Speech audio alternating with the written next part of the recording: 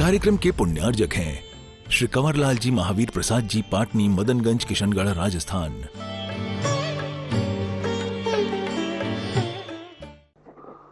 प्रधानम सर्वधर्माणां जैनम जयतु शासनम। पंच परमेष्टि भगवान की आचार्य श्री गुरुवर कुंद कुंद महाराज की, आचार्य श्री गुरुवर विद्यासागर महाराज की।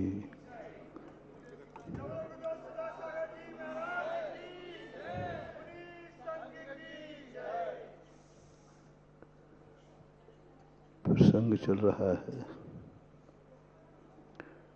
कि दुनिया में किसी भी चीज को नकारो मत, उसे सापेक्ष करके स्वीकार करो। कोई चीज तुम्हारे लिए बुरी लग रही है,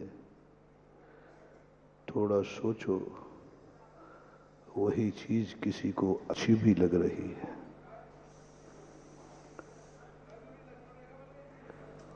कोई डाकू मारा गया, हमें अच्छा लग रहा है,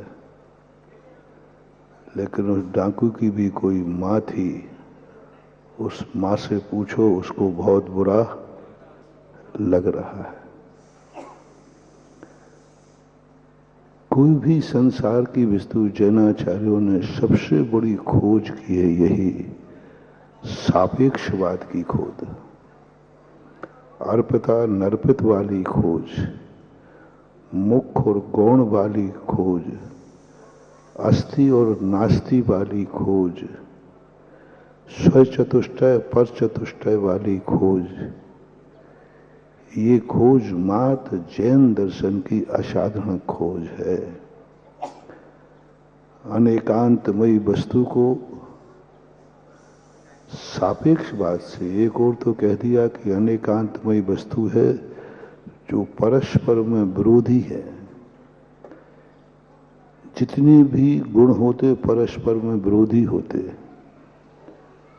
ऐसे विरोधी होते हैं जैसे आंख और कान परस्पर में विरोधी हैं। आंख का काम कभी भी कितना भी प्रयास कर ले, कान कभी उसका काम नहीं करेगा। विरोधी किसे कहते हैं? जो तुम्हारे कभी भी किसी भी अवस्था में काम ना आवे, उसका नाम विरोधी है। विरोधी की छोटी सी परिभाषा है। जो कभी भी किसी अपेक्षा से कैसी भी परिस्थिति में काम नहीं आवे, वो विरोधी है। अब इस विरोधी की परिभाषा देखें तो संसार की हर वस्तु पर लग रही, कान और आंख देख लो तो परस्पर में विरोधी हैं। कभी आंख का काम का कान करेगा? आंख ने कहा कि साहब हे कान, थोड़ा मेरी आंख में किरकिरी चली गई है, 2-3 दिन में रेस्ट कर रही हूं, तब तक हे कान तू भी इंद्री है, तेरा भी मालिक वही है, मेरा भी मालिक वही है, कुछ दिन के लिए कान तुम देखने का काम कर देना। कान कहते हैं आकाश के तारे जमीन पे आ सकते हैं, लेकिन कान कभी आंख का काम नहीं कर सकते। जय जय जय बोलो अतिशयकारी परम पूजनी तीर्थ क्षेत्र उद्धारक जगत पूज्य सुधा सागर जी महाराज की जय जय जय। मुनि संघ की जय जय जय। शिवरा और जबलपुर के बीच में स्थित गोस्थलपुर ग्राम है, जहां पर गुरुदेव के आशीर्वाद से एक महातीर्थ क्षेत्र का निर्माण होने जा रहा है। महातीर्थ में अनेक योजनाएं, एक विशाल मंदिर, विशाल प्रतिमा यहां पर विराजमान होने जा रही है। साथ ही साथ 24 भी विराजमान होने जा रही है। जो भी बंधुवर पुण्याजक परिवार बनना चाहते हैं वह कमेटी से संपर्क कर सकते हैं। और यहाँ पर अनेक योजनाएं योजनाओं के माध्यम से आप यहाँ से तीर्थ क्षेत्र से जुड़ सकते हैं। बंधु, यहाँ पर एक गौशाला भी संचालित होती है और गुरुदेव के आशीर्वाद से यह तीर्थ क्षेत्र महातीर्थ बनने जा रहा है। और समय हो गया है, हम सभी हाथ जोड़ लें और गुरुदेव से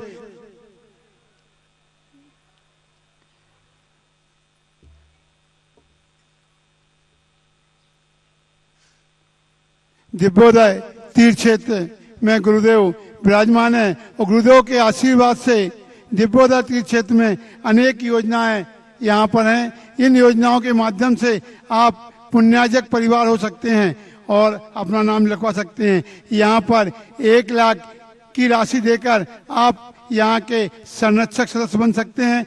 21 लाख से 11 लाख से 5 लाख से परम संरक्षक परम शिरोमणि संरक्षक सदस्य बन सकते हैं। तो बंधु, यह अवसर न चूकें और तीर्थ क्षेत्र पर अपना नाम लिखवावें और तीर्थ क्षेत्र से जुड़ें। और गुरुदेव ने यह भी व्यवस्था की गई है गुरुदेव के आशीर्वाद से कि यहाँ पर भारत देश में और विदेश में रहने वाला कोई भी व्यक्ति यहाँ से सीधे सदस्य बन सकता है। और तो और यहाँ पर चाहें तो महिलाएं भी इस महातीर्थ क्षेत्र की सदस्य बन सकती हैं। हमें नाम ऑनलाइन से भी प्रेषित कर सकते हैं। अब सभी लोग हाथ जोड़ लें और गुरुदेव से बारंबार नमोस्तु करते हुए निवेदन करते हैं कि गुरुदेव अपनी वाणी से हम सभी को कृतार्थ करें। गुरुदेव नमोस्तु नमोस्तु। पुरुष दरबार, महिला एक तरफ बैठे।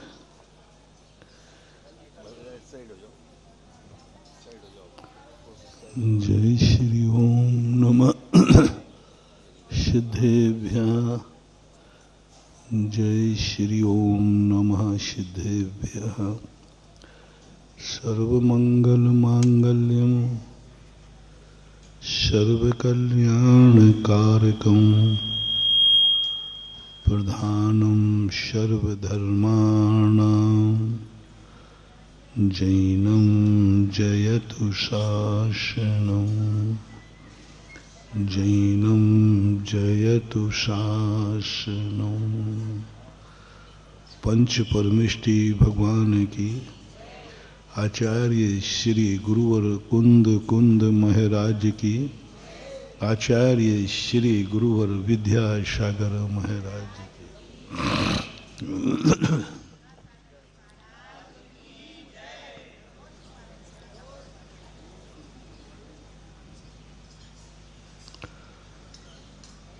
समाजवाद, प्रजातंत्र, समान दृष्टि, एक रूपता,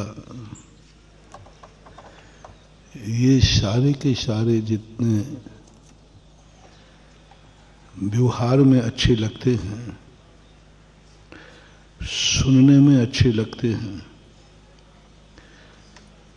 लेकिन उपलब्धि में कुछ भी काम नहीं आता। और यदि सामंजस्य या समानता रखना है तो हमसे जो बड़े हैं उनकी समानता करने का प्रयास करें। आज का सुधारवादी, आज का कम्युनिस्ट विचारक, आज के सुधारवादी का सिद्धांत है, वे अमीरों की आलोचना करते हैं कि तुम गरीबों की मैचिंग करो। गरीब सूखी खा रहा है तो तुम भी खाओ। गरीबों की मैचिंग करो, पुण्यहीनों को लेके चलो, पुण्यहीनों को झुक के चलो। ये जो सिद्धांत है सुधारवादियों का, यह स्वपरघाती है।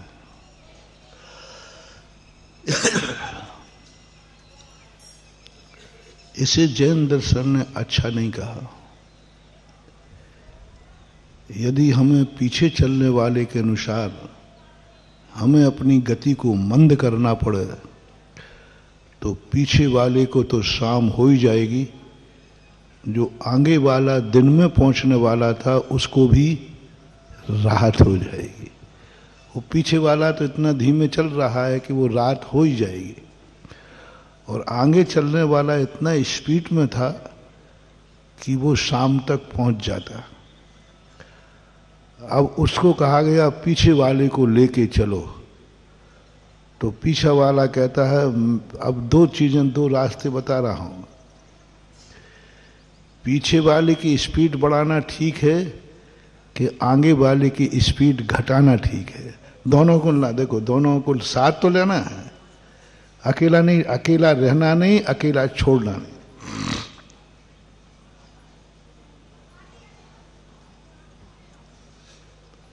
अब दोनों में से अपन किसको प्रयास कराएं? जिसकी स्पीड तेज है उसकी कम कराएं या जिसकी कम है उसकी तेज कराएं? तेज कराएं। उसने हथियार डाल दिए कि मैं आज से ज्यादा नहीं चल सकता। वो कहता मैं इससे ज्यादा नहीं चल सकता। भाई रात हो जाएगी तो हो जाए, रात हो जाएगी तो जंगल है, शेर खा जाएगा, तो कहता है खा जाए। देखो साहब मर जाएगा तो बोले मर जाऊं, लेकिन मैं इससे ज्यादा चल ही नहीं सकता। सारी समस्याएं उसको बता देंगे, देख भाई थोड़ा स्पीड बढ़ा ले। तो अब स्थिति क्या करें? और बहुत डेंजर स्थान है, रात में जानवर आके खा सकता है और निश्चित मरना है। अब समझदारी बताओ। पहली बात तो तुमने कहा कि उसकी स्पीड बढ़ा दो, तो वो तो प्रस्ताव कैंसिल कर दिया उसने कि मैं एक कदम भी ज्यादा तेज चल नहीं सकता। पुण्यहीन व्यक्ति से पुण्य बढ़ाने की बात कहना क्या बढ़ाएगा, क्योंकि वो पुण्यहीन है। पापी से क्या धर्म की उम्मीद करें, क्योंकि वो पापी है। किस्मत का मारा हुआ है, उससे क्या बने? वो तो किस्मत उसके पास है ही नहीं। इतनी किस्मत होती तो पीछे रहते ही नहीं। अब दूसरा तरीका सामने आ गया कि वो नहीं बढ़ पा रहा। वो कहता मैं आपकी बराबरी नहीं कर सकता, मैं आपके समान नहीं बढ़ सकता, मेरे पास कुछ भी नहीं। सभी क्षेत्रों में लगाना, स्कूल में पढ़ते हो तो पढ़ाई के क्षेत्र में लगाना। दोनों दोस्त हैं, एक के अच्छे नंबर आते, एक के घटिया आते, एक फेल हो रहा है, एक पास हो रहा है, और दोनों जिगरी दोस्त हैं। जैसे आप लोग कहते हैं ना जिगरी दोस्त, लंगोटिया यार, लंगोटिया यार ऐसा बोलते हो ना। अब दोनों में से एक अच्छा पढ़ने वाला है और एक फेल होगा निश्चित, और दोनों में से एक पास हुआ तो दोस्ती टूट जाएगी, क्योंकि एक आगे क्लास में जाएगा और एक यहीं रह जाएगा। और दोनों महाराज से, गुरु से, आपसे सलाह पूछते हैं हम क्या करें। हम दोनों की दोस्ती टूट जाएगी, ये बिल्कुल नहीं पास होगा, 100% है, और मेरा 100% है कि मैं पास होऊंगा ही होऊंगा, और हमारी दोस्ती टूट जाएगी। अब उसको अपन ने सोचा कि भाई इसको कोचिंग कर दो, पढ़ा दो, हेल्प दे दो, लेकिन कोई फर्क नहीं पड़ता। भैंस के सामने बीन बजाने से कितने ही ठोको पीटो कुछ करो, वो पास होने वाला नहीं है। अब बचा जो आगे पास होने वाला। इन दोनों की दोस्ती टूटना नहीं चाहिए। तो अब सामने वाले कहेंगे भाई तू पढ़ना बंद कर दे, तू पढ़ना बंद कर, वो फेल हो रहा है तो तू भी फेल हो जा। क्या यह सलाह ठीक रहेगी? नहीं रहेगी, बिल्कुल अनुचित सलाह है। दूसरे के पुण्यहीन के कारण से पुण्यवान व्यक्ति पुण्यहीन हो जाए, इसे हमारे शास्त्रों में पूज्यवर कुंद कुंद स्वामी ने प्रवचन सार में अष्टपहड़ के अंदर कहा, साधु का उपमा देते हुए, किसी शीतलाचारी साधु को देखकर तुम शीतलाचार का साथ मत दे देना। तुम शिथिलाचार का साथ मत दे देना, गुणहीन की संगति मत करना, गुणहीन मत हो जाना। यहां तक कहा जो गुणहीन की संगति करता है वो गुणवान होकर के भी गुणहीन कहलाता है। दूध भी यदि तुम पियोगे शराब की दुकान पर खड़े होके तो दुनिया क्या कहेगी? अब तुम दलील देना, नहीं साहब मेरी तो सौगंध है, तो मालूम है। दुनिया से तुम कितनी सब नहीं साहब मैं दूध पी रहा था, भगवान की सौगंध। लोग कहेंगे आप छुपा रहे हो। शराब की दुकान पर दूध पियोगे तो भी बदनामी होना है, चाहे भली आप शराब पियो या न पियो। पुण्यहीन पापी शिथिलाचारी की संगति में रहोगे, तुम कितना ही पवित्र पावन बना, आपके ऊपर लांछन आएगी। आपका साथी यदि गलत है तो लोग आपको भी गलत समझेंगे। आपका साथी आपका दोस्त गलत है तो आपको भी कितने शुद्ध बने रहना, वो तो बनेगा। चंदन पड़ा चमार घर नित उत्कूटे चाम, चंदन बेचारा क्या करे, कोई ज्ञान ही नहीं उसको। जिसके हाथ में चला गया उसका चंदन से वो चमड़े को कूट रहा है। और चंदन तो तिलक का काम करता था, बहुत बड़ी चीज थी। इसलिए कितने भी शक्तिमान, कितने भी ज्ञानवान, कितने भी धनवान बन जाओ, हमेशा संगति गुणहीन की नहीं करना। गुणहीन को नहीं बढ़ा सकते हो तो तुम गुणहीन नहीं बनना।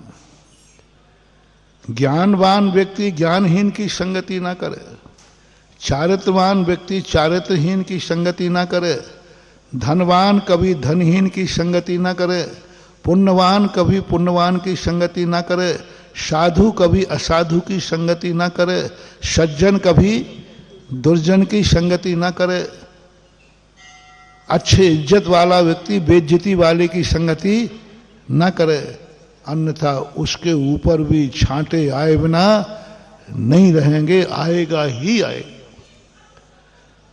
कुलहीन यदि कुल कलंकित है, कितनी अच्छा व्यक्ति जन्म जाए लेकिन उसको लोग कलंकित ही कहे। जीवन में कभी एक बार बुरा कार्य हो जाए तो वो दाग छूटता नहीं है। फिर तुम कितनी अच्छे बन जाना, कितने महान बन जाना। अंजन चोर भगवान बन गया लेकिन आज भी उसका नाम क्या है? अंजन चोर कहते, देखो सिद्ध भगवान बन गया। हम भी उसको नमोस्तु कर रहे हैं, लेकिन किसको कर रहे थे महाराज? मेरे से भी पूछोगे महाराज आप नमोस्तु किसको कर रहे थे? तो मुझे वो अंजन चोर, अंजन चोर वो नाम इतना प्रसिद्ध हो गया कि भगवान बनने के बाद भी भगवान का नाम फीका पड़ गया। अंजन चोर का नाम इतना बड़ा, आज उसकी पहचान है, आज उसकी पहचान है। इसलिए दाग छांटे बुरे लोग, बुरी संगति का एक बार अपनी जिंदगी में आ जाए फिर वो दाग छूटता नहीं। एक व्यक्ति के जूता वाला कहलाता था, पाटा वाला, जूता वाला। उनके परिवार के लोग कभी बेचते होंगे जूते। मेरा हार हुआ, बोले महाराज जी आप जितने करोड़ रुपया कहो उतने करोड़ रुपया दान दे दूं, शिखर जी की 108 वंदना कर लो। पर ये हमारे दादाजी बेचते थे जूता, वो तो मर गए, लेकिन आज भी सारी दुनिया में यही कहते हैं कि ये जूता वाले। और मेरी भी हवा क्या उड़ी, महाराज के आहार कहां हुए? पेपर में आ गया, सब में, टीवी में आ गया, सब में देखा जूता वाले के आहार हुए महाराज। महाराज जी ये दाग आप छुड़वा दो, कुछ भी करो। मैंने कि भैया नहीं छूटेगा। तुम 1 करोड़ रुपया दान भी दे दोगे तो भी निकलेगा। किसने दान दिया? जूता वाले ने दिया। वो आएगा ही आए, कुछ भी करो। तो कुछ ऐसे टाइटल होते हैं जो निकृष्ट होते हैं, अच्छे टाइटलों को फिर भी हम फीका कर देते हैं। एक व्यक्ति को इज्जत बनाने के लिए सारी जिंदगी लग जाए, लेकिन इज्जत बिगाड़ने के लिए एक क्षण में इज्जत बिगड़ जाएगी। वो इज्जत बनाने में सारी जिंदगी लगा दी तो बना पाए, कोई जरूरी नहीं है, लेकिन बिगाड़ने में एक क्षण में इज्जत बिगड़ जाएगी। एक सेकंड लगता है, जिंदगी का किया हुआ सारा का सारा मुठिया मेल हो जाता। 100 गुण एक दुर्गुण ढांक देगा। 100 अच्छाइयां यदि एक बुराई आ जाए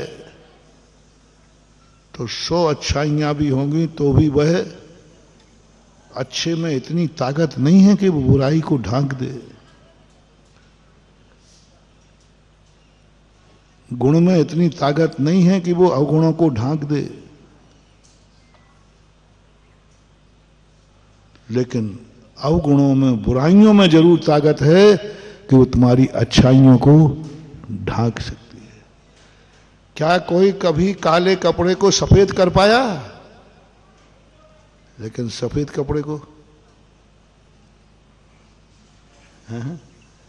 आज तक कोई काले कपड़े को सफेद, लेकिन सफेद कपड़े को काला तो सबने किया, होते ही देखे जाते।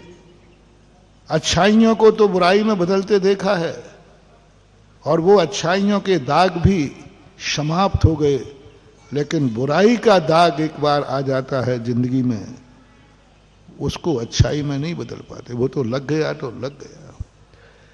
इसलिए नीतिकार कहते हैं, अब उस व्यक्ति के उन दोस्तों को, दोनों को एक साथ रखो, दोनों एक ही क्लास में रहें, या तो इसको पास करो या उसको फेल करो। क्यों? जिज्ञासा समाधान में तुम लोग हमसे कैसे कैसे प्रश्न पूछते हो? ऐसे कि ये भी नहीं सोचते कि इतने जल्दी महाराज कैसे बता पाएंगे।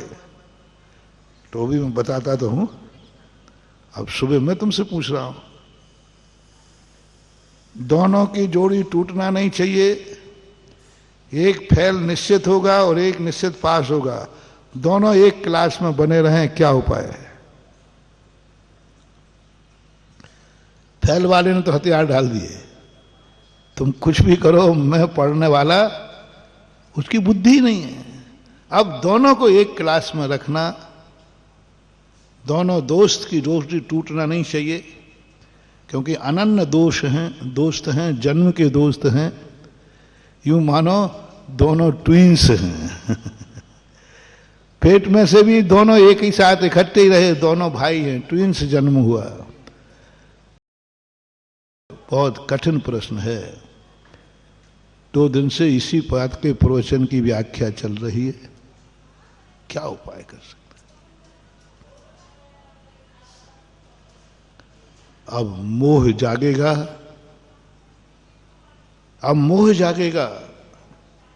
नहीं, मैं दोस्त को तो नहीं छोड़ सकता हूं, चाहे मुझे फेल होना पड़े तो हो जाए। यह परिणाम उसने किया। अपन सब बोले क्या उसने ये निर्णय अच्छा लिया? फेल हो तो हो जाऊं, लेकिन दोस्ती तो नहीं छोड़ूंगा। यदि ये 10 साल फेल होगा तो हम 10 साल रहेंगे, और नहीं पास होगा, ये नहीं पढ़ेगा तो मैं भी नहीं पढ़ूंगा। ये निर्णय करना कहां तक ठीक है? हो रहा है, सारे संसार में यही हो रहा है।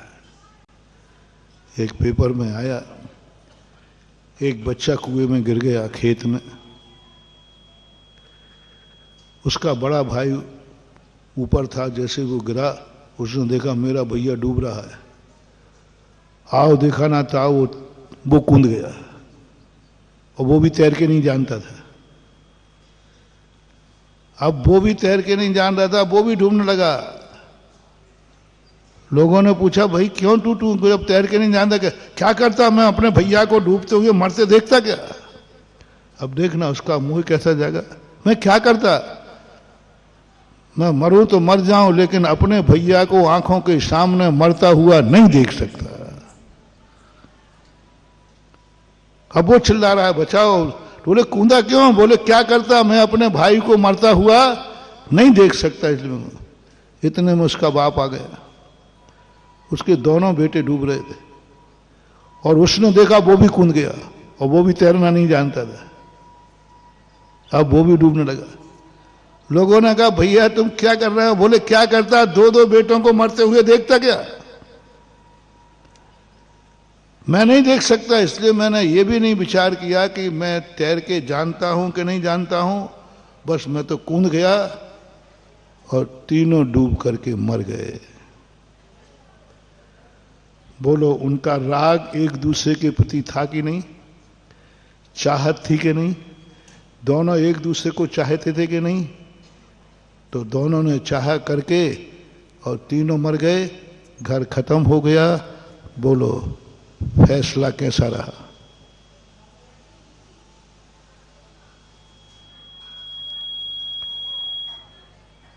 कहीं से तुम्हें अच्छा नजर आ रहा है?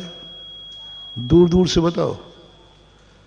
ध्यान रखना, निर्णय करते समय होशियारी से कहना, क्योंकि ये पत्थर भी तुम्हारी सिर पे आने वाला है। अब ये फैसला उन दोनों का, बड़े भाई का और पिताजी का, ये फैसला वो तो धोखे से गिरा है। पहले वाले का तो अपन कुछ बोल नहीं सकते क्योंकि वो तो गिर गया, लेकिन दोनों ने फैसला लिया और दोनों डूब गए, मर गए। 3 लाशें एक साथ निकली। बस यही विवेकहीनता है, यही मोह है, यही राग है, यही पाप है। इसी का नाम संसार है। हम इतने राग में रागान्वित हो जाते हैं कि सामने वाले को तो हम बचा ही नहीं पाते, स्वयं भी जाके मिट जाते हैं। बस यहां जरूरत है गुरु की, यहां जरूरत है धर्म की, यहां जरूरत है विवेक की। यहां ये कहो पर मैं राग कैसे? नहीं, यहां विवेक की जरूरत है। इतने राग में अंधे मत हो जाओ कि तुम विवेक खो बैठो और स्वयं जीवन खत्म कर दो। बस यहीं से धर्म की शुरुआत होती है।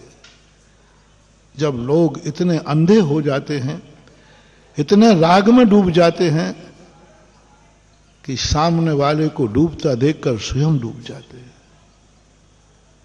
एक पाप करता है, दूसरा पापी हो जाता है।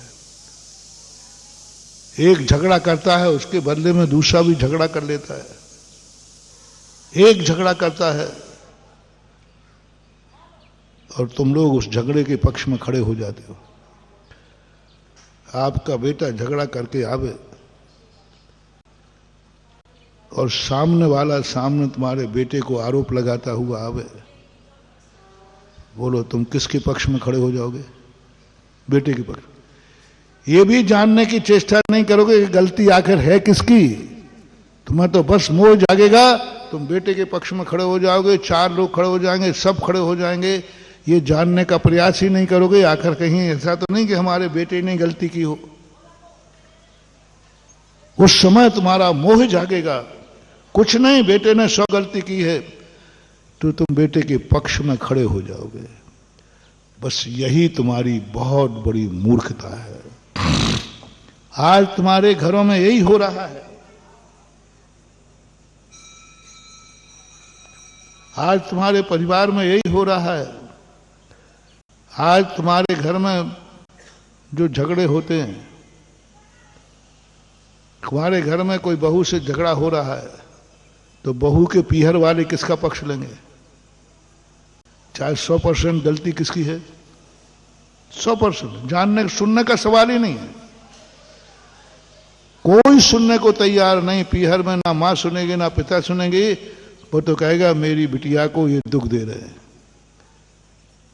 इतना मोह और राग, तुम बिटिया के पक्ष में खड़े होकर समझदारी नहीं कर रहे हो, बिटिया की और स्वयं के परिवार को बर्बाद कर रहे हो। जो माता पिता अपनी बिटिया के पक्ष में मोह में इतने अंधे हो जाते हैं कि बिटिया की गलती जाने बिना बिटिया के उस स्वरूप को समझे बिना, बिटिया के मोह में आकर बिटिया के पक्ष में ससुराल वालों को बड़ा बुरा कहते हैं, तो बिटिया की जिंदगी तो बर्बाद हो ही जाती है। वो बिटिया तुम्हारे गले पड़ जाती है, क्योंकि वो निकाल देंगे डाइवर्स। शेयर करना, मैं तो सुनी सुनाई कह रहा हूं। 90% दाम्पत्य जीवन, 90% आपके गृहस्थ के जीवन आपकी बहू के पीहर वाले तोड़ते हैं, उसको भरकर, उसके माँ बाप उसका साथ देकर। यदि उसी समय माँ बाप दे दें, नहीं कुछ नहीं, गलती तेरी है, एक आध बार करके देखना महानुभाव। मैं तो कथनी कर रहा हूं। आपकी यदि बिटिया हो, उसकी शादी हो गई हो और ससुराल की वह कोई बुराई आपसे कर रही हो, और उस समय आपका एक झापड़ मार देना अपनी बिटिया में। मैं जानता हूं तुझे बचपन से, गलती सब तेरी है,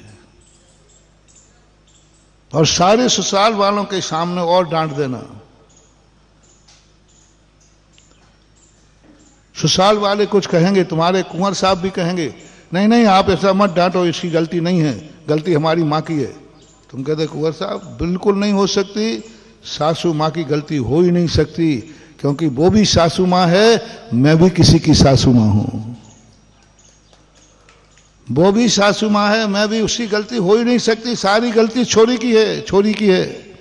मैं जानता हूं इसको, मैं इसकी मां हूं, मैं इसका पिता हूं। और सबके सामने उस बिटिया को डांट देना, महानुभाव 50% झगड़े वहीं खत्म हो जाएंगे, और ससुराल वाले हाथ जोड़ के खड़े हो जाएंगे, माँ जी मत डांटो बिटिया को, ये मेरी बहू है, हो गई होगी गलती, कोई बात नहीं।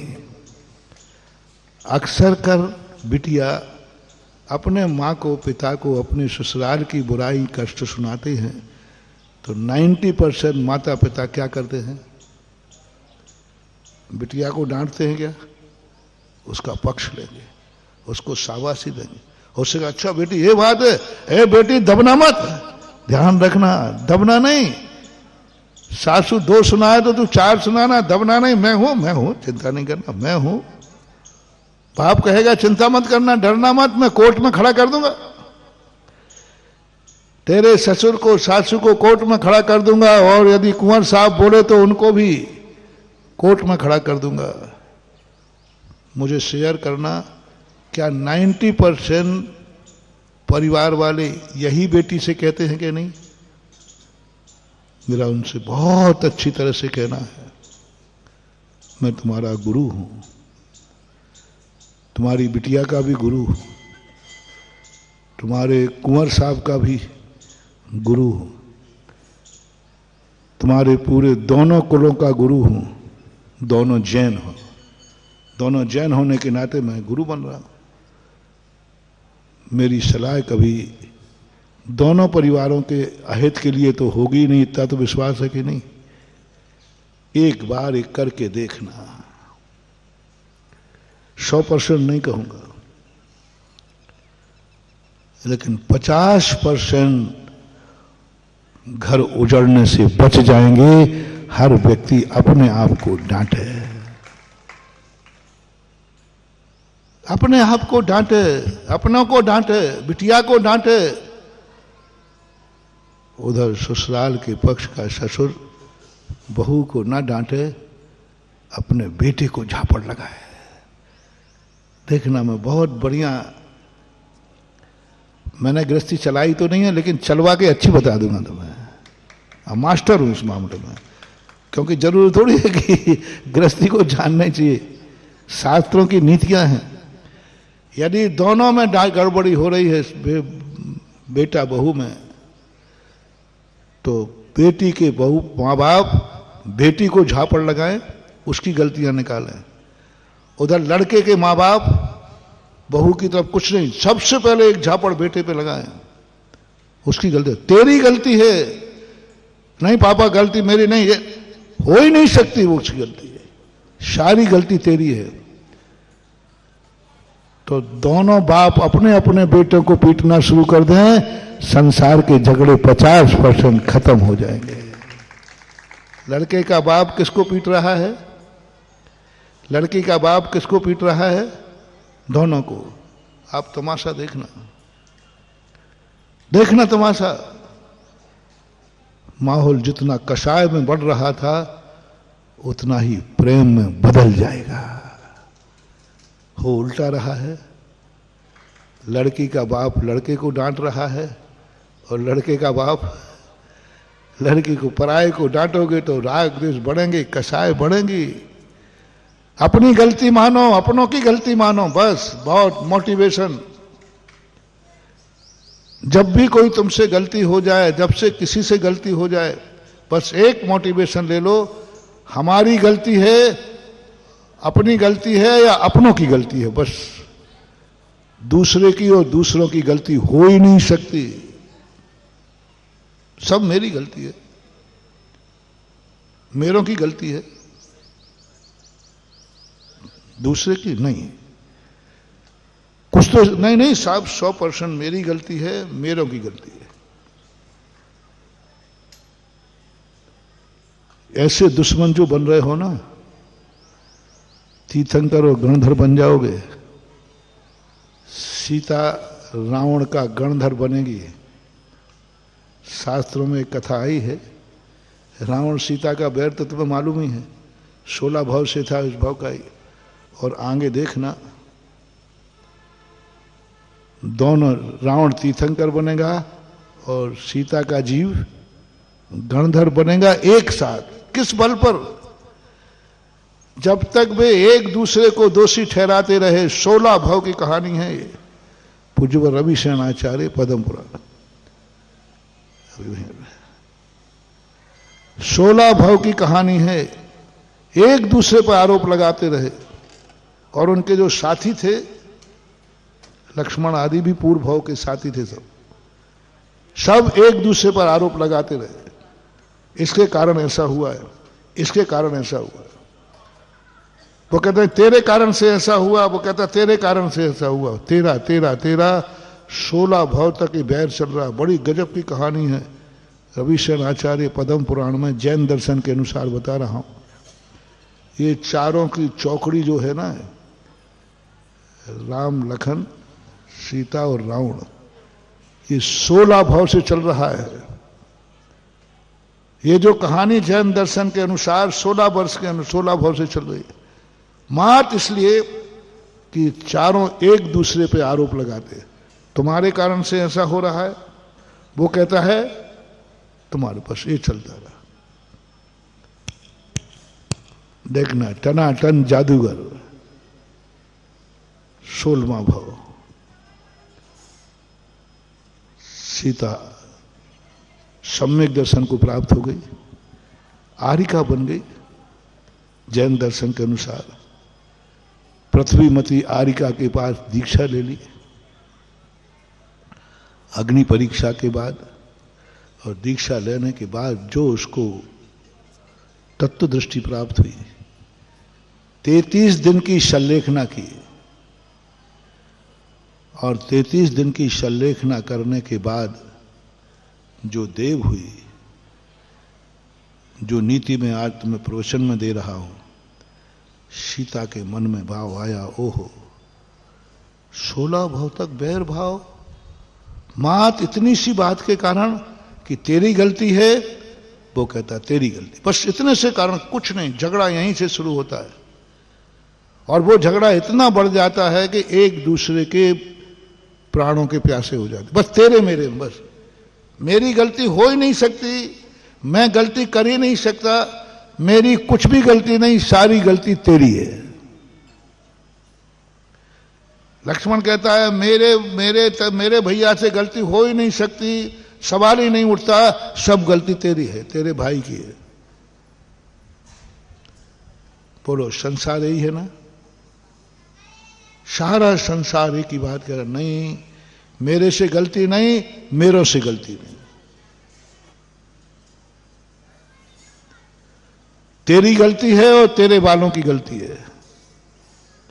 बहू को डांटोगे, तेरी गलती है, तेरे माँ बाप की गलती है कि ऐसी बच्ची संस्कार दिए। हमेशा ही तेरी गलती है, तेरे माँ बाप की गलती है, तेरे भाई की गलती है, उसकी 7 पीढ़ियों को कोसोगे। माता कुछ गलत तो नहीं कह रहा? हाँ नहीं, मैं गलत बोलूंगा ही नहीं, वो तो तुम हाँ कहो या नहीं कहो। सासू बहू को जब भी डांटती है, बोलो क्या कह के डांटती है?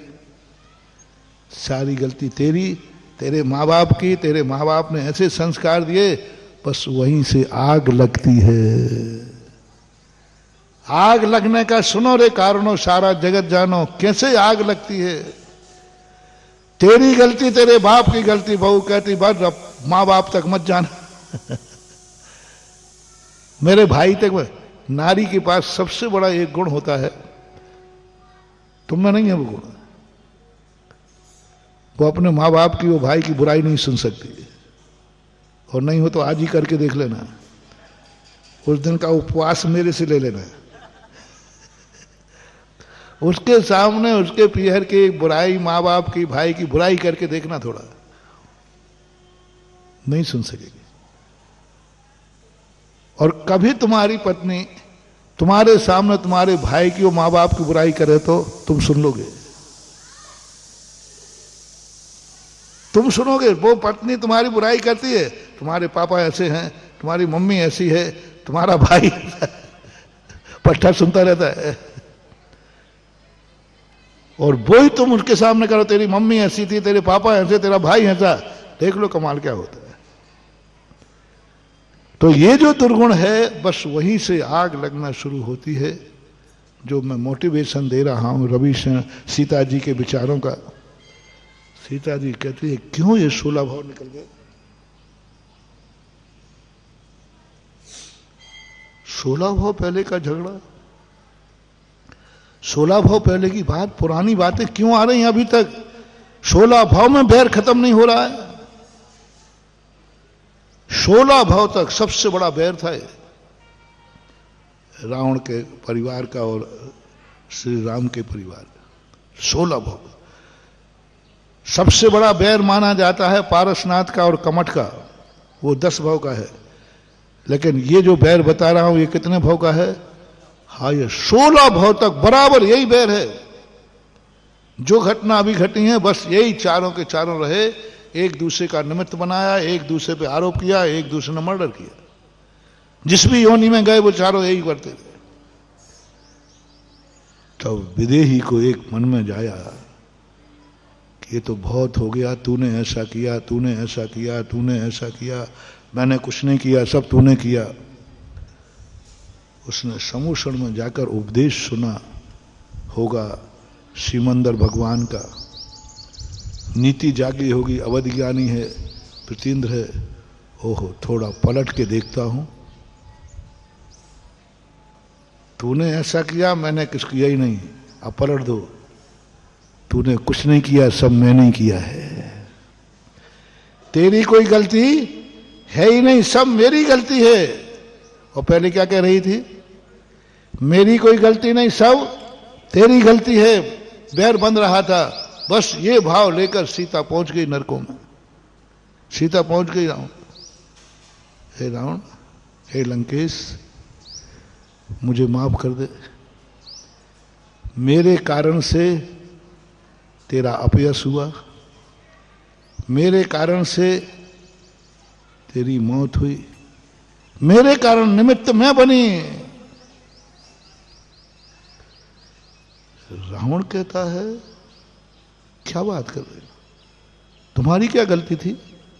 ये कौन सा आश्चर्य है, कोई दिमाग ठीक तो है?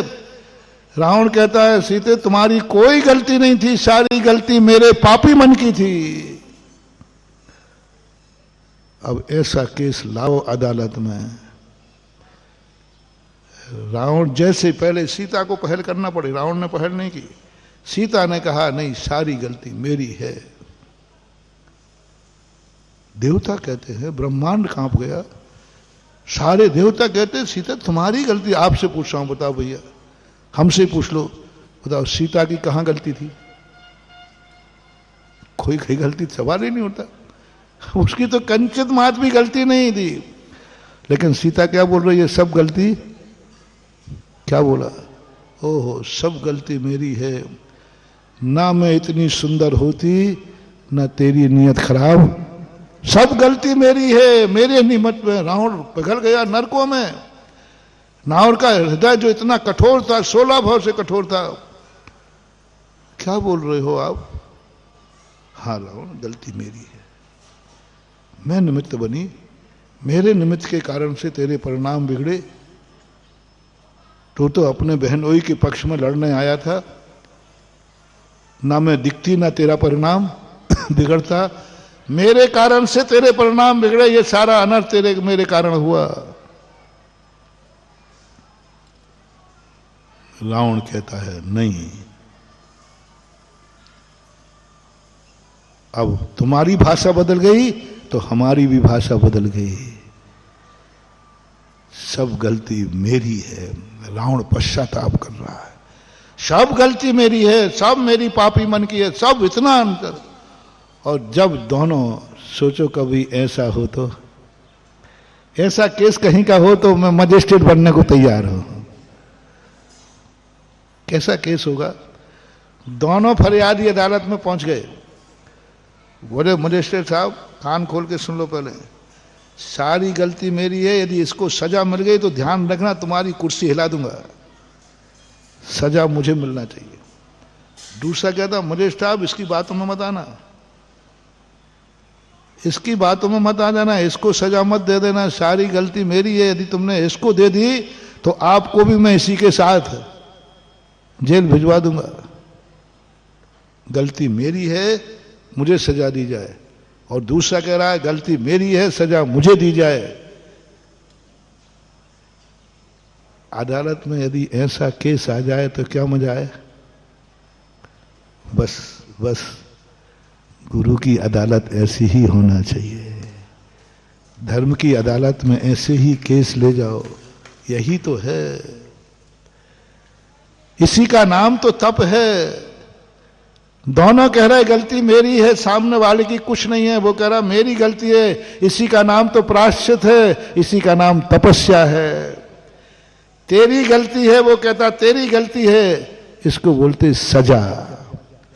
सजा दी जाती है और प्रायश्चित लिया जाता है। सजा में अपराधी घोषित किया जाता है और प्रायश्चित में वो स्वयं को अपराधी घोषित करता है। वहां अदालत करती है, इसको अपराधी घोषित किया जाता है फलानी धारा के अनुसार, और वो मना करता है नहीं साहब मैं अपराधी नहीं हूं, मेरे साथ गलत हो रहा है, अन्याय हो रहा है, मुझे नहीं, इसको फलानी गवाही के अनुसार फलानी धारा को अपराधी घोषित कर दिया गया। और गुरु की अदालत में क्या? गुरु कभी प्रायश्चित देता नहीं है, गुरु किसी को अपराधी करता नहीं है, वो स्वयं आके कहता है गुरुदेव मैं अपराधी हूं, मुझे सजा दी जाए, मुझे सजा दी जाए, मुझे दंड दिया जाए, मुझे प्रायश्चित दिया जाए, क्योंकि मैं अपराधी हूं।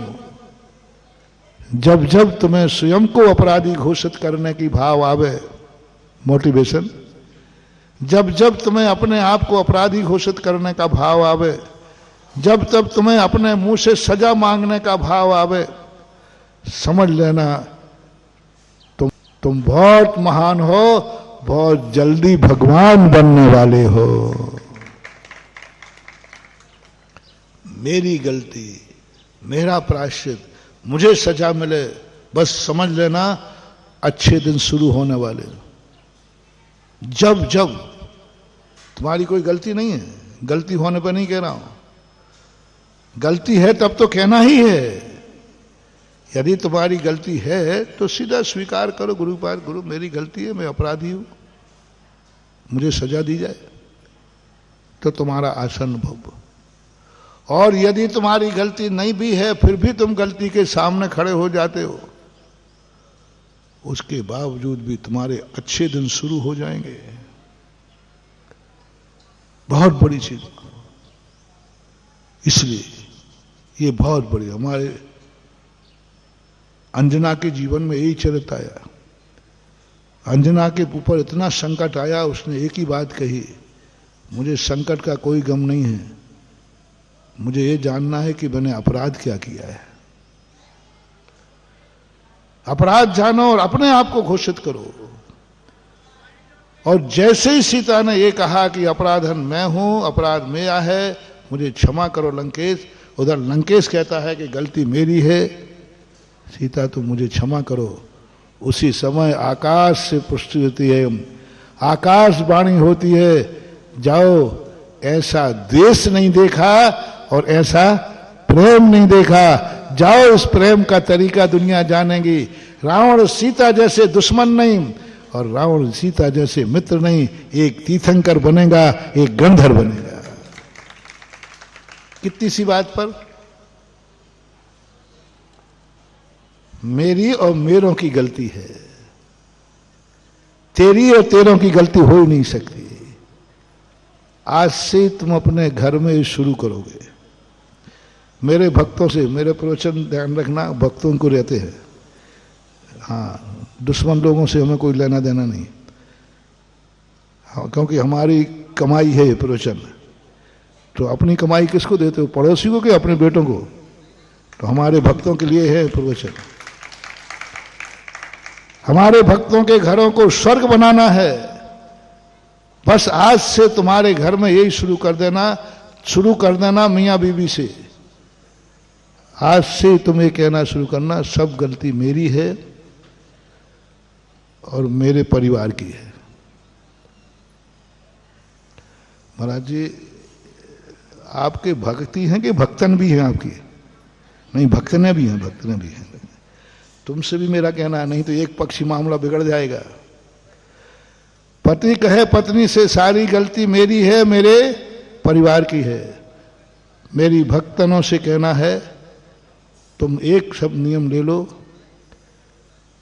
ससुराल में कहना सासू से, पति से, नहीं तुम्हारी कोई गलती नहीं, सारी गलती मेरी है और मेरे परिवार वालों की है। बस ये दोनों आ जाओ और दोनों इस बात पर आओ, नहीं गलती मेरी है, तेरी कोई नहीं। वो कहना गलती मेरी है, तेरी नहीं, और ऐसे लड़ते लड़ते मेरे पास आ जाना।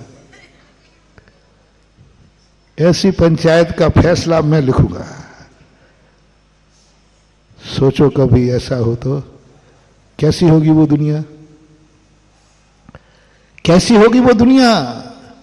इसी का नाम है सतयुग, इसी का नाम है स्वर्ग, और इसी का नाम है मोक्ष, और इसी का नाम है धर्म, इसी का नाम है सम्यक दर्शन, इसी का नाम है सम्यक ज्ञान, इसी का नाम है सम्यक चारित्र। सामाजिक दृष्टि से, संसार की दृष्टि से, सांसारिक दृष्टि से इतना बड़ा राज्य, इतना बड़ा स्वर्ग हो, कहां है मोक्ष? वही मोक्ष है, वही स्वर्ग है जहां ऐसे लोग रहते हैं। तो ऐसी स्थिति में अपन को समझदारी से काम करना है, विवेक से काम करना है। गलती वो 3 बालक की बात चल रही थी, वो 3 अर्थियां साथ में निकली। अब क्या करें? क्या बड़े भाई ने सही किया? क्या पिता ने सही किया?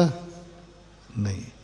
तो वो जो कह रहे हैं कि मैं अपने दोनों बेटों को मरते हुए कैसे देख लेता, मैं अपनी वज्र की छाती कैसे बना लेता, तो वो कूद पड़ा। अपने बेटे और भाई को बचाने के लिए दोनों कूद के मर गए। ये समर्पण ज्यादा है? ये सच्चा प्रेम है? ये सच्ची चाहत है क्या? नहीं मालूम, ये सच्ची चाहत नहीं है। सामने वाला बर्बाद हो रहा है तो स्वयं बर्बाद हो जाए। हमारे चहेता यदि फैल हो रहा है तो हम फैल हो जाएं। हमारा चहेता पाप कर रहा है तो हम पाप करें। हमारा चहेता नरक हो जाए तो मैं भी नरक जाऊं।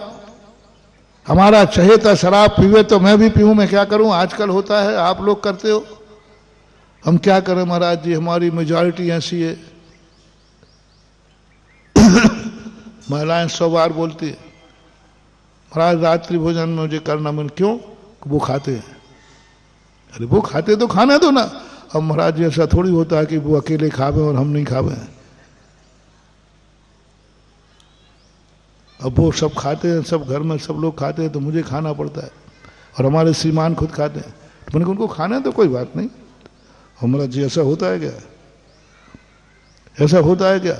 वो भोजन करे मैं नहीं खाऊं तो फिर काहे का? ये मैं ऐसे ही कह रहा हूं कि ऐसा होता भी है? थोड़ी गर्दन हिला दी करो, ज्यादा बोलने की जरूरत में, इशारे में समझ जाता। एक के कारण से दूसरा भ्रष्ट होना पुरुष की मजबूरी हो सकती है, उसके साथ महिला को क्या मजबूरी है? मात मोह, मार राग, यह रात में खाते हैं तो मुझे भी खाना पड़ेगा। यह है तुम्हारा मिथ्यात्व, यह है तुम्हारी मूर्खता, यह है तुम उस बाप जैसे के बेटा ने को मरते हुए मैं कैसे देखता, वो मर रहा था तो मैं भी कूद गया। सुनो रे जैनियों, कम से कम ऐसा पाप मत करो कि तुम दूसरे के ऐसा राग, ऐसा मोह कि तुम्हारा व्यक्ति चहेता राग पाप कर रहा है तो तुम भी लिप्त हो जाओ। वो रात में खा रहा है, उसकी मजबूरी है, दुकान से लेट आता है, तुम उसके मोह के कारण रात के लिए बैठी रहो। और मान लीजिए वो शौक से भी खाता है तो भी कह दीजिए साहब ठीक है, आप मानते हो तो मानिए, नहीं मानते तो ठीक, मैं तो रात में खाने वाली नहीं हूं। बोले काय की तू पत्नी है, तुम हमें अकेला खाऊंगा? बोले साहब देखिए, सब में एक हूं लेकिन धर्म में एक, मैं गलत कार्य में साथ नहीं दूंगी। राजा शरणक ने यही तो किया चेलना से। राजा शरणक मिथ्यात्वी था, उसने कहा जो मैं करता हूं वो तुम करो, जो मैं खाता हूं वो करो। वो मांसाहारी थे, शिकारी थे। महारानी चेलना ने कहा कि मैं धर्म कर पाऊं या न कर पाऊं, लेकिन किसी चहेते के कारण से मैं धर्म भ्रष्ट हो जाऊं, मैं मोह के कारण धर्म भ्रष्ट हो जाऊं, मैं राग के कारण भ्रष्ट हो जाऊं। महारानी चेलना राजा शरणक को बहुत चाहती थी, बहुत चाहती थी, बहुत चाहती, उसकी मैं कल्पना नहीं कर सकता जितना चाहती थी। लेकिन उसने एक ही बात कहा कि मैं इतनी अंधी रागी नहीं हूं, मैं अंधा मोह नहीं है कि मैं तुम्हारे कारण से मैं भी भ्रष्ट हो जाऊं। तुम रात में खाते हो तो मैं भी खाऊं, तुम मांस खाते हो तो मैं भी खाऊं, तुम मिथ्यात को मानते हो तो मैं भी मिथ्यात मानो नहीं। लेकिन मैं तुम्हें चाहती, बहुत प्राणों से प्यार करती, मैं बहुत चाहती हूं, लेकिन तुम्हारी भ्रष्टता में मैं शामिल नहीं होंगे। हो सके तो तुम छोड़ दीजिए, लेकिन मैं खाने वाली हूं। ये सारी दुनिया में आना चाहिए। 90% लोग भ्रष्ट हो रहे हैं चाहत में, छोड़ना चाहते हैं, छोड़ सकते हैं, लेकिन मेजॉरिटी, हमारे दोस्त यार सब ऐसे ही है। हमारे क्या करें, हम अकेले नहीं खाएंगे और सारे दोस्त खा रहे तो कैसा लगेगा? तो तुम खाने बैठ जाओ। कितने बच्चे कहते महाराज मैं गुटखा खाना नहीं चाहता लेकिन दोस्ती के कारण, कितने लोग कहते महाराज मैं शराब पीना नहीं चाहता लेकिन मेजॉरिटी सब पीवे और हम खाली बैठे रहे। ये सबसे बड़ा पाप है। सबसे बड़ा पाप है कि तुम दूसरे के कारण से उसमें जाकर अपने आप को भ्रष्ट कर रहे हो। तुम उसी मूर्ख हो कि बेटे को बचाने के लिए तुम खुद कूद गए। अब वहां तुम्हें विवेक होना चाहिए, वहां तुम्हें इतने कठोर होना चाहिए। बेटा तो डूब ही गया, भाई तो डूब ही गया, कम से कम मैं तो बच जाऊं। दोनों बेटे तो डूब ही गए, कम से कम मैं तो बच जाऊं। इतना मोह मत करो। यदि बच जाते, एक भाई डूब गया था, यदि बाप बेटे दो बच जाते तो वो लोग घर पुनः आबाद हो जाता कि नहीं? अब तो पूरा घर बर्बाद हो गया, सब विधवा हो गई। अब घर में कोई कमाने वाला नहीं, बचाने वाला नहीं बचा उन दो को बचने में। सारांश ये है कि जब किसी को हम नहीं बचा सकते हैं तो स्वयं बचने का प्रयास करो। जब हम किसी को नहीं तार सकते हैं तो स्वयं तरने का प्रयास करो। हम दूसरे को धर्म मार्ग पे नहीं लगा सकते हैं, तो स्वयं धर्म मार्ग को छोड़ने का प्रयास मत करो, मत करो। ठीक है, मैं किसी को नहीं धर्मात्मा बना, लेकिन मैं तो धर्मात्मा रहूंगा, ये विवेक है। मैं अपना धर्म इस प्रकार से अपने आप को बचाने का प्रयास करो। वो फैल हो रहा है तो उसके मोह में आकर के तुम्हें फैल नहीं होना है, ऐसी दोस्ती नहीं करना है। दोस्ती कहो बेटा, दोस्ती टूटे तो टूट जाए, लेकिन मैं पास हो रहा हूं तो मैं पास होऊंगा। हां, प्रयास ये कर सकता हूं, तुझे भी मैं पास करूं। इसलिए अपना मूल प्रसंग था कि यदि तुम गुणवान हो, आगे हो, तो गुणहीन की संगति मत करना, गुणहीन के कारण से अपनी गति मत रोकना। ये मोह में बदल जाएगा, मोह में बदल जाएगा। उसको तो गाड़ी मिलेगी नहीं, उसके मोह में तुमने धीमे कर दिया तो तुम्हारी भी गाड़ी छूट जाएगी। इसलिए संसार में जब भी तुम किसी को निर्णय करने का मौका आए तो अपनी गति मत रोकना, प्रयास करो, उसकी गति बढ़ा लो, प्रयास करो, उसके कंधे पे बैठा लो, प्रयास करो, उसको कैसे करके करो, लेकिन जब नहीं बने तो उसको छोड़ो और तुम आगे बढ़ो, आगे बढ़ो। अब यहां सामंजस्य नहीं बैठना ना, पुण्यहीन से सामंजस्य नहीं, गुणहीन से सामंजस्य नहीं, कमजोर व्यक्ति का सामंजस्य नहीं, कमजोर से दोस्ती मत करना, कमजोर पर दया जरूर करना। दया और दोस्ती में कितना अंतर है? दोस्ती की जाती है बराबरी वाली, धन में बराबर हो, ज्ञान में बराबर हो, चारित्र में बराबर हो, इज्जत में बराबर हो, आचार विचार में बराबर हो, दोस्ती उनसे करना। संबंधी किससे बनाना? समधी बोलते हो ना। रिश्तेदारी किससे बनाना? सारे लोगों के लिए मोटिवेशन दे रहा हूं, क्योंकि तुम्हारे पास रिश्तेदारी बनाने के बहुत मौके आते हैं।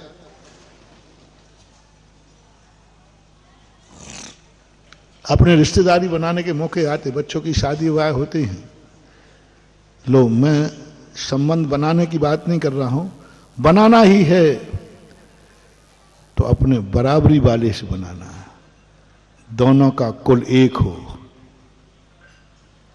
कुलहीन से संबंध नहीं बनाना, दोनों की जाति एक हो, कुजाति से संबंध नहीं बनाना।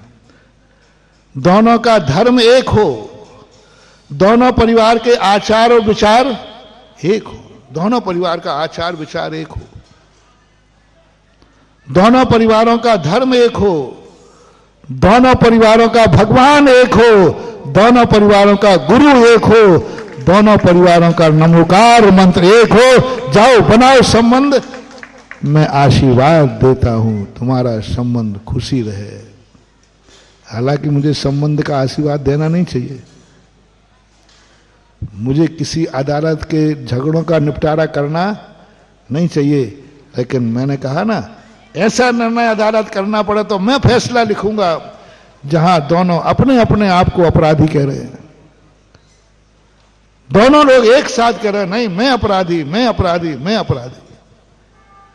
इसी प्रकार मैं तुम्हारे संबंधों को बढ़ाना नहीं चाहिए, मैं तो संबंध तोड़ने के पक्ष में हूं, तोड़ने के नहीं। संबंध कभी तोड़ना नहीं, संबंध छोड़ देना। संबंध बिगाड़ना नहीं है, संबंध छोड़ना है। हम लोगों ने संबंध बिगाड़े नहीं है, संबंध छोड़े। और तुम लोग क्या करते हो? बिगाड़ लेते। संबंध बिगाड़ना नहीं, चलो मैं संबंधों का परखता, बस आप एक नियम करो, रिलेशनशिप उनसे हो, दोस्ती उनसे हो। हमारे आचार्य महाराज एक बहुत अच्छा दोहा बोला करते थे, चित्त मिले तो चेला कीजिए,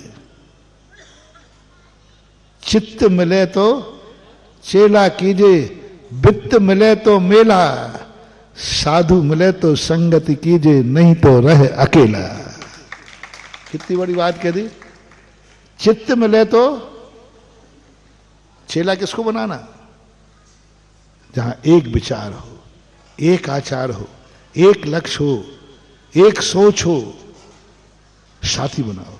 चेला का अर्थ आप लोग लगा लेना, आप अपना गृहस्थी का, शादी ब्याह का, कौन तुम्हारे जीवन का साथी होगा? चित्त मिले, दोनों के चित्त एक हो, आचार एक हो, कुल एक हो, संस्कार एक हो। वहां भी रात्रि भोजन नहीं होता, यहां भी रात्रि भोजन नहीं होता। विपरीत करोगे तो रानी महारानी चेलना जैसे नहीं हो तुम के सहन कर पाओगे, मर जाओगे। पहले देख लो वहां कि वह एक घर हमने देखा, एक कन्या का एक परिवार वालों ने ऐसे घर में शादी कर दी, जो जैन तो थे लेकिन वो मुनियों को नहीं मानते थे, मुनियों को नहीं मानते थे। और उसने जन्म से वो मुनि भक्त परिवार की थी, और वहां मुनियों का नाम भी लेना का अपराध था। ऐसी रोती थी वो कि महाराज जी मेरे माँ बाप ने कौन से भाव का बैर चुकाया, मैंने जन्म से मुनियों को आहार दिया है, पाठशाला पढ़ी हूं, यहां तो मुनियों का नाम लेना भी झगड़े का कारण है। नहीं करना, बेटी को वहीं भेजना। मेरे मुनि भक्तों, तुम्हारा परिवार, तुम्हारी बिटिया जन्म से मुनि भक्त रही है, शादी के बाद भी मुनि भक्त परिवार में ही देना, चाहे भली कुंवारी रह जाए तो रख लेना।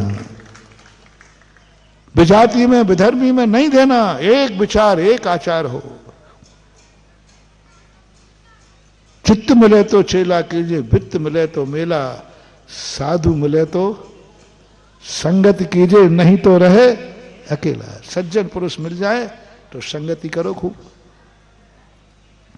इसलिए अब अपन परसों के प्रवचन की भूमिका थी आज की कि क्या करें, छोड़ना पड़ेगा। 6 द्रव्य हैं हम, 6 द्रव्य सृष्टि है, समान है, और 6 द्रव्यों की बराबर अनादिकाल से 6 द्रव्य सृष्टि में रहे हैं। अब थोड़ी व्यवहार की चर्चा कर ली, 10-5 मिनट सिद्धांत की कर ले। यही स्थिति यहां पे बहेगी। अब मुझे जीवत्व का ज्ञान हुआ है, गुरु की देशना लब्धि से प्रदान हुआ है, भगवान की भक्ति से कुछ ज्ञान प्राप्त किया है। अब मैं कहता हूं 6 द्रव्यों से चलो कुछ अपन आगे बढ़ते हैं, चलो कुछ अपन ज्ञान प्राप्त करते हैं, चलो हम कुछ चारित्र प्राप्त करते हैं, चलो हम कुछ विवेक जागृत करते हैं। और अभी तक हम साथ थे, 6 द्रव्यों में हम भी द्रव्य थे, वो भी द्रव्य थे। 5 द्रव्यों ने नकार दिया, मैं जड़ हूं, मैं ज्ञानी नहीं हूं, मुझे कोई ज्ञान नहीं करना,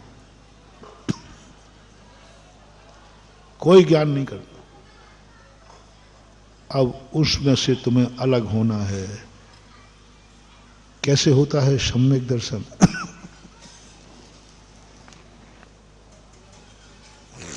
अनादिकाल से अपन लोग जड़ की संगति में जड़ बने रहे। अब जैसे तैसे चैतन्य भाव जागा है। अब क्या करें, 5 द्रव्य हमारे छूटेंगे, हम अकेले पड़ जाएंगे।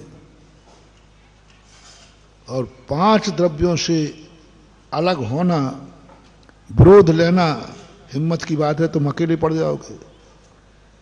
क्योंकि 5-6 द्रव्यों में से स्पष्ट मीटिंग हुई, अपन सब एक साथ रहे हैं, सब चलो एक साथ सम्यक दर्शन ज्ञान चारित्र प्राप्त करेंगे, एक साथ अपन विवेक जागृत करेंगे। 5 द्रव्य, पुद्गल, धर्म, अधर्म, आकाश और काल, इनने कह दिया तुम 100 मूढ़ के हो जाओ।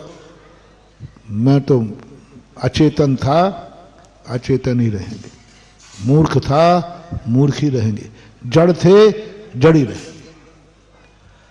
अब यदि तुम्हें 5 से राग है तो तुम भी जड़ बने रहो। वो फैल हो रहा है, तुम भी फैल हो जाओ। वो कुएं में मर रहा है तो तुम भी मर जाओ। नहीं, अब नीति कहती है देखो तुम 5 ज्ञानी बनते हो कि नहीं? नहीं, नकार दिया ना, हो ही नहीं सकता ज्ञान, वो तो जड़ है। अब तुम्हें अकेला मोह छोड़ करके अलग होना है। हिम्मत की बात है। अकेले पढ़ रहे हो, और जो छूटने वाले हैं वो कितने हैं? 5। यदि 5 विरोध में चले गए बेटा तो साफ का बात। ऐसे ही नहीं सम्यक दर्शन होता है। असंख्यातों अनंत जीवों में चंद लोगों को सम्यक दर्शन होता है। 6 लोगों के बीच की दोस्ती है, मेजॉरिटी है, और 6 लोग शराब पी रहे हैं, सब कुछ कर रहे हैं। अब तुम अकेले मार पड़ रहे हो, नहीं पियोगे तो हो सकता है उन 5 से तुम्हारी दुश्मनी हो जाए, वो तुम्हारे विरोध में चले जाए, वो कहो तुम्हारे लिए इतनी दुश्मनी बनाने। होता है कई बार ऐसा। अब क्या करोगे आप? वो तो निर्णय हो चुका कि वो तुम्हारे साथ होने वाले, वो छोड़ने वाले नहीं हैं। अब तुम्हारा फैसला है क्या करना। अब हिम्मत की बात है। मोह, 5 का मोह तोड़ सकते हो, और तोड़ना ही नहीं है, वो विरोध में चले जाएंगे तुम्हारे, और तुम्हें इतना परेशान करेंगे। वो 5 हैं, तुम्हारी नस नस जानते हैं, तुम्हें रुला देंगे। छाती पे हाथ रख करके पूछना, अलग होना। जैसे तुम अलग होगे तैसे ही तुम्हारा विरोध चालू हो जाएगा। जैसे ही तुम असाधारण पहचान बनाओगे। एक सुनाई थी ना हमने कहानी को। एक स्कूल में 60 विद्यार्थी थे, एक फेल हो गया। तो वो रात में मन बना लिया कि अब मैं सुबह सुसाइड करूंगा। मरने का, क्यों फेल हो गया। सुबह उठ करके जब पापा मम्मी सब डांटेंगे, मर जाओ। उसके मन में आई कि थोड़ा सा एक दोस्त को फोन लगा लूं। बोले क्या बात है भाई? अरे यार मैं तो फेल हो गया, मरने जा रहा हूं, तेरे क्या हाल है?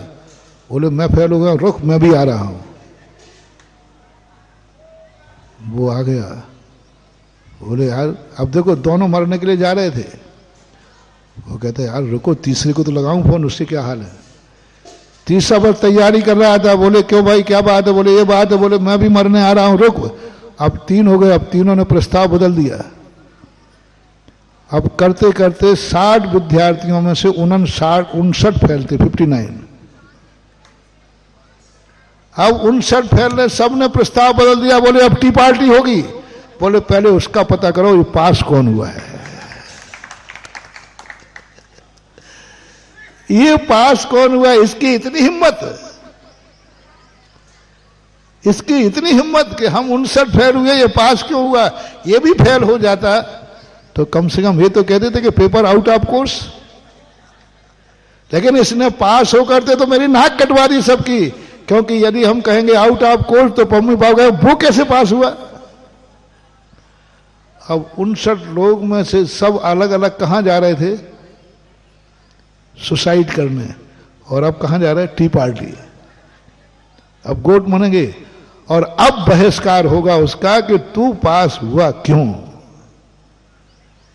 तुझे इतनी शर्म नहीं थी? सबके मिलके नहीं चल सकता? जब हम लोगों से पेपर नहीं बन रहा था तो तूने कैसे दिया? क्लास से होकर के अलग कार्य करता है। अब 59 लोगों ने उसका बहिष्कार करना शुरू हुआ। ये होता है, होता नहीं है, होता आया है, हो रहा है। एक व्यक्ति कोई अच्छे कार्य में सफल हो जाए, उसकी इज्जत बढ़ जाए, कोई नाम हो जाए, प्रभावना हो जाए, तो जो कुछ नहीं कर पाते वे उनकी प्रभावना को कैसे डाउन करे। स्वयं धन नहीं कमा पाते हैं तो ऐसे लोग हैं कि जो धनवान के छापा पड़वा देते हैं क्योंकि स्वयं नहीं बन पाते। आज 90% लोग ऐसे हैं जो सफलता प्राप्त नहीं कर पाए, जिसने पाई है उसके विरोध में चले जाते। लोमड़ी को अंगूर चाहिए था लेकिन अंगूर नहीं मिले तो क्या कह दिया? अंगूर खट्टे हैं। आप लोग शेयर करो, ये दुनिया में हो रहा है कि नहीं? बहुत हो रहा है।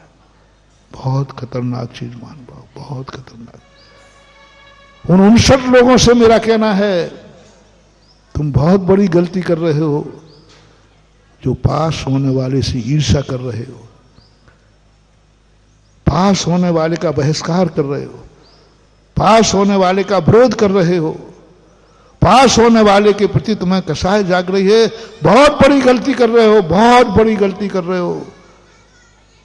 उस पास होने का वाले का बहिष्कार करके अंगलीसार फेल होने का बीज बो रहे हो। अंगलीसार फेल हो गए। काश 59 के 59 लोग जाकर उसका सुनना। मैं पलट रहा हूं थोड़ा पासा। तुमने तो कर लिया, कबाड़ा बहिष्कार कर दिया ना, पास क्यों हुआ? अब धर्म नीति कहती है 59 के लोग कहें चलो कम से कम किसी ने तो अपनी क्लास की लाज रखी, किसी ने तो लाज रखी।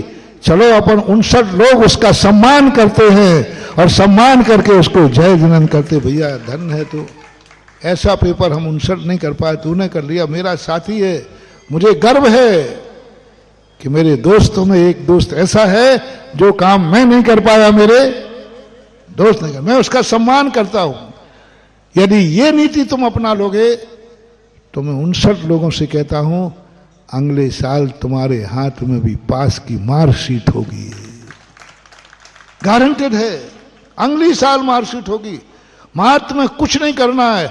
जो पास हुआ है उसकी ईर्ष्या बुराई करने की अपेक्षा उसका सम्मान करना है, जिसे हमारे शास्त्रों में बोलते हैं गुणशु प्रमोदम। नमोकार मंत्र से भी बड़ा मंत्र है ये। नमोकार मंत्र से भी बड़ा मंत्र है ये। गुरुओं के आशीर्वाद, लाखों आशीर्वादों से बड़ी ताकतवान है ये। भगवान के गंधोदक से भी बड़ा ताकतवान है ये। सफलता का सूत्र दे रहा हो, बहुत ताकत है इसमें, मानो बहुत ताकत। और कोई साइड इफेक्ट नहीं है। मंत्र तंत्रों में साइड इफेक्ट है, कोई थोड़ा चूक गए तो अटैक कर देते हैं।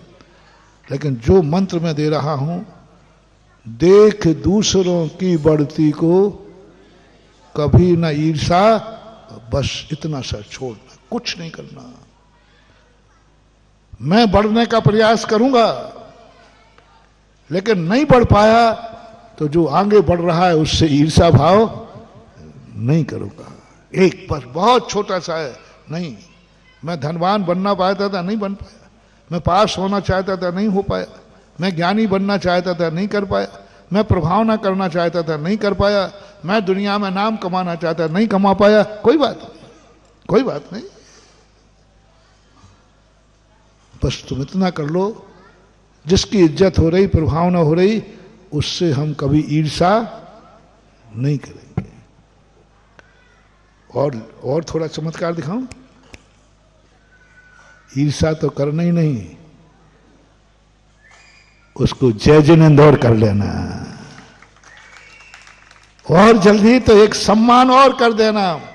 पास और जल्दी चाहिए है तो पास वो हुआ है, मिठाई फेल वाला बांटेगा। क्योंकि फेल बोले क्यों बांट रहे? बोले मेरा दोस्त पास हुआ है। तुम मेरी छोड़ो, मैं तो गधा हूं। मेरा दोस्त पास हुआ है, मेरे समाज का व्यक्ति पास हुआ है, मेरे परिवार का व्यक्ति पास हुआ है। मैं तो फेल हूं, मैं तो बदकिस्मती हूं, मैं तो पुण्यहीन हूं। लेकिन मेरा एक साथी है जो पुण्यवान है, जो पास हुआ है। फेल वाले सुनो रे, मेरे पास आशीर्वाद लेने आते हो, महाराज जी आशीर्वाद दो, हम फेल हो गए, सीए का 8 बार एग्जाम दे दिया। मेरे पास कोई मंत्र नहीं है, बस इतना सा मंत्र दे रहा हूं, जो पास हुआ हो उसको जय जिनेंद्र करना, और उसके पास होने पर तुम मिठाई बांट देना। अगली बार तुम पास हो जाओगे।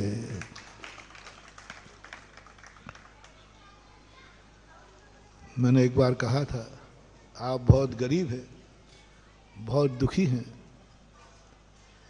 आपके पास एक छोटी सी झोपड़ी है। बहुत बड़ा मोटिवेशन दिया था मैंने चतुर्मास में। आपसे कोई कहे कि तुम बहुत बदकिस्मती हो, जी। तुम बहुत पुण्यहीन हो, जी। तुम बहुत पापी हो, जी। जितने तुम्हारे लिए निकृष्ट कहे, तुम्हें क्या बोलना है? जी हूं। तेरा कुछ भी पुण्य, इडियट कहीं का जी। जब वो पूरी कह के थक जाए, क्योंकि बुराई करने वाले के, मैंने कहा ना, बुराई करने वाला कुत्ते के समान होता है। और सबसे ज्यादा गला किसका सूखता है? कल कहा था, पूरे जानवरों में सबसे ज्यादा गला सूखता है कुत्ते का। इसलिए वो अजीब करके निकाल के चलता रहता है किसी जानवर, क्योंकि वो भौंकता ही रहता है और बुराइयां करता रहता है। तो बुराई करने वाले के ज्यादा नहीं करना, घबराना नहीं। ये जितनी बुराई करने वाले कुत्ते की जाति के होते, ये थक जाएंगे। जब वो तुम्हें पूरा पापी, निकृष्ट, पुण्यहीन, जो कुछ कहना मेरे मुंह से नहीं निकलेंगे, वो तुम जोड़ लेना। वो सब कहे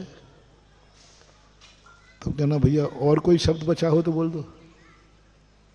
लेकिन मालूम मेरा एक पुण्य है। बोले तेरा क्या पुण्य है?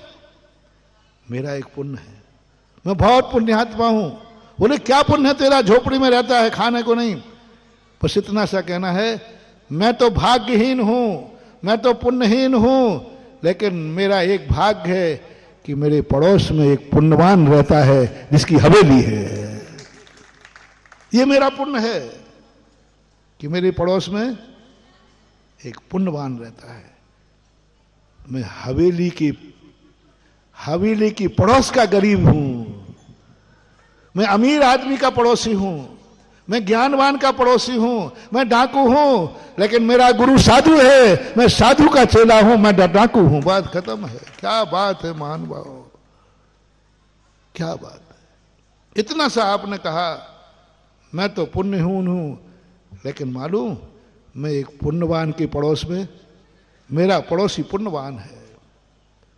और सुबह उठ करके उसकी मकान को देखकर कि हे भगवान तेरे बहुत बहुत शुक्रिया, मुझे तो पुण्यहीन बनाया, लेकिन मेरी झोली में इतना पुण्य है कि मुझे पुण्यवान के पड़ोस में छोटी सी झोपड़ी बनाने का मौका मिला।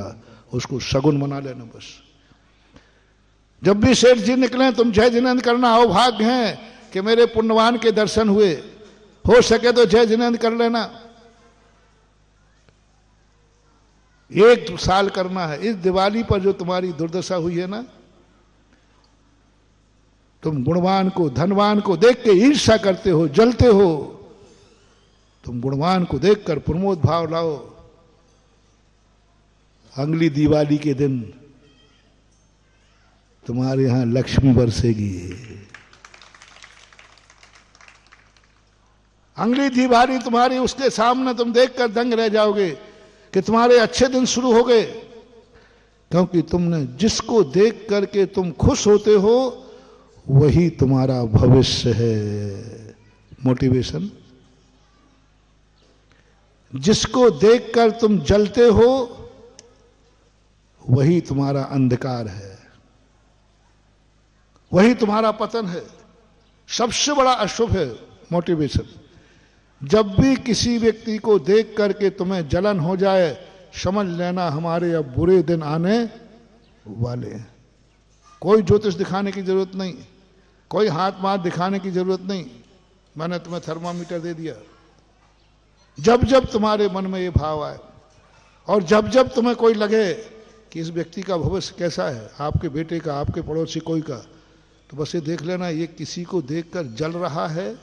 जल रहा है तो आंख बंद करके तेरा पतन निश्चित है, मैं गारंटी दे रहा हूं। और यदि कभी किसी गुणवान को देखकर, चाहे वो धन में हो, चाहे वो ज्ञान में हो, चारित्र में हो, यदि किसी गुणवान को देखकर तुम्हें हर्ष हो गया, आनंद आ गया, जाओ बेटा कल तुम्हारा अच्छा दिन आने वाला है, क्योंकि तुमने गुणशो प्रमोदम। नमोकार मन से अच्छा दिन नहीं कह रहा हूं, लेकिन यदि तुम गुणवान को देखकर आनंदित होते हो, भक्ति क्या है? यही तो है। यदि भगवान को देखकर तुम्हें आनंद आ रहा है कि नहीं आज भगवान का दर्शन नहीं हुआ, ओहो क्या बात है महानुभाव। पूछा गया कि सबसे बुरा दिन कौन सा है?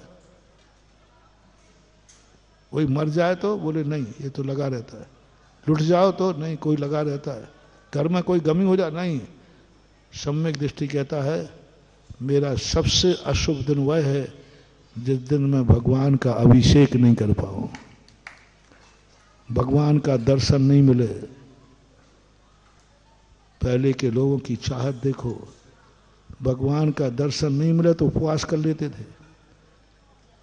शिखर जी की वंदना करने वाले लोग पहले रास्ते में एक दिन गुजरता था तो हमारे पुराने बूढ़ी माताएं दादियां उपवास करके शिखर जी जाती थी, बोले रास्ते में दर्शन नहीं मिलेंगे तो सीधा उपवास कर लेते। क्या चाहत है? उपवास कर लिया, नहीं आज भगवान का दर्शन नहीं को, आज अन्न जल का ग्रहण नहीं होगा, और भगवान को देखते ऐसे गदगद हो जाए, ऐसे गदगद हो जाए।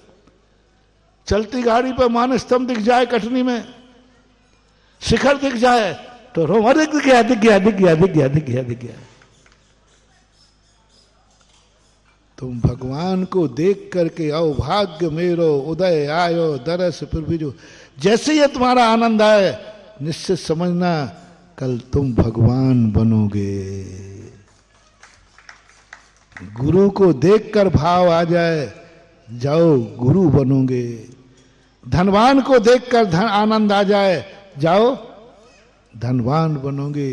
ज्ञानी को देखकर आनंद आ जाए, जाओ तुम ज्ञानी बनेंगे। आज का मोटिवेशन, किसको देखकर तुम्हें आनंद आता है? बस वही तुम्हारा भविष्य है। सब में लगाना, जिस चीज को तुम्हें देखने में आनंद आ रहा हो वही तुम्हारा भविष्य है। शराब देख करके आनंद आ रहा हो तो क्या बात है? हाँ, आता कई लोग अरे किसी को बोतल दिखा दो, तुम जो चाहे सो करा लो।